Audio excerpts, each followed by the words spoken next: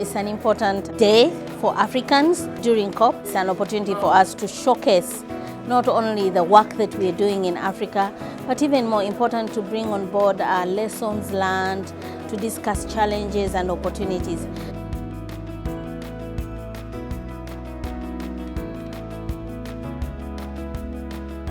COP28 is a COP of implementation for us, and how we can really accelerate this implementation. The potential of Africa to unlock the nature-based solution is high. There is growing attention now from nature-based solution being part of the global strategy, Africa strategy, to unlock the issue of climate change impact in Africa. Adaptation for many countries in Africa is a greatest need, given the vulnerability of these countries. And unfortunately, we haven't paid much attention to adaptation the same way we have paid attention to mitigation.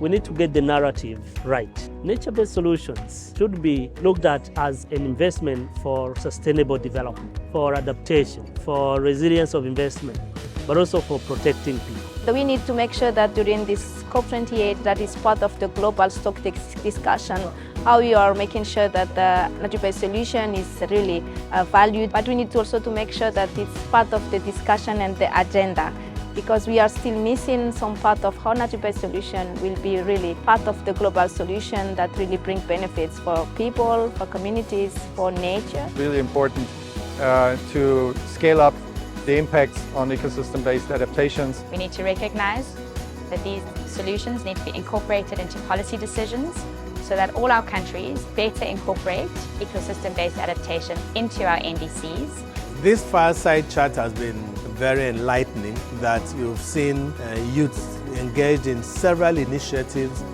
that normally should earn them commendations for the things they are doing. The key takeaway that I got is to be able to make sure that we add value to the government, to work with them as partners so that they're also able to involve us in their initiatives. But if we are not adding value, then what's the point? The best way we can support youth is to build their capacity, provide opportunities for them to actually learn more. The youth do not need a one-stop shop. They need to learn, they need to understand, and they need to act and also work in partnership. I've also learned from them the things that are pressing for them.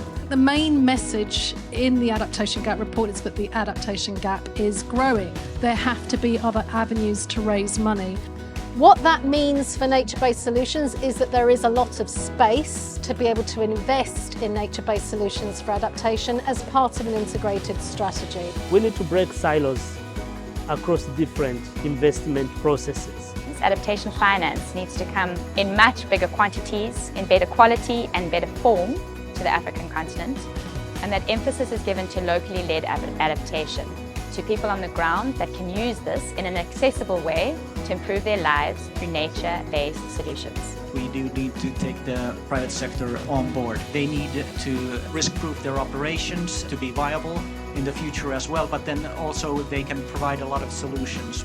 I think we have seen partnership working, especially when you bring private sector, public sector, communities together in scaling up nature-based solutions.